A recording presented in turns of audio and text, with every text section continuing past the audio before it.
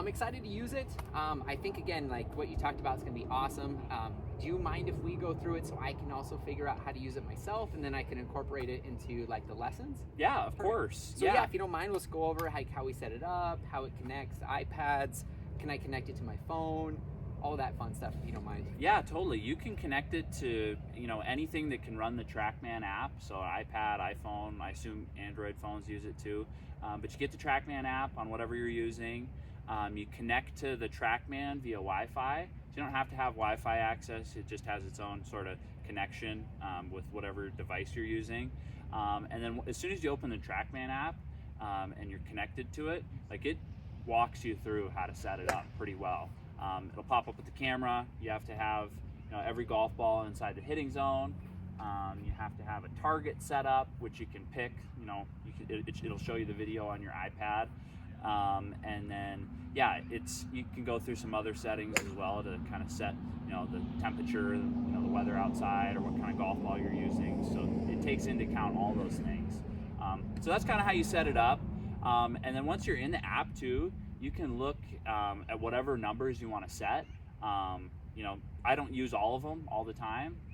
There's some main ones that I use, but you can kind of filter out what you want to use and what you don't want to use. Perfect. So is it right if I hit a shot and maybe we could take a look on the iPad what the numbers look like? Yeah, hit a few. We'll take a look at the numbers for sure. All right. Does it say I'm in the hitting zone? Does it look good? Yep, looks good. Okay, perfect.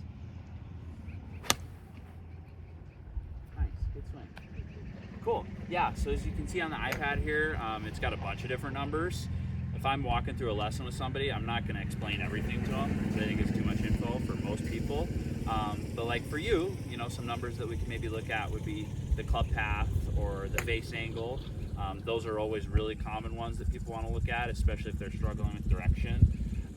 Smash factor is cool. A lot of people don't know about that, but that's big for like ball contact. So yours looks pretty good there. It looked like I did pull it and does show a little bit on the toe with that closed club face. So that's awesome that it shows path and all that as well too. Yeah. And then there's other numbers, there's other stuff that you said was on there? There's a ton of numbers, yeah. I mean, it shows you exactly where you made impact on the club face. Can show you like your attack angle, a ton of different things. And then you can go over here and then filter out some of the numbers you don't care about, or maybe some other numbers that you do want to see. Distance, obviously, total distance, carry distance, all that stuff. So yeah, I think it takes like 25 different data points. So awesome. Yeah, it's really cool. Well, I'm gonna hit one more. Cool. Let's get that club path a little better. Right. There it is. That looks good. Perfect. Yeah. I think I'm gonna love this.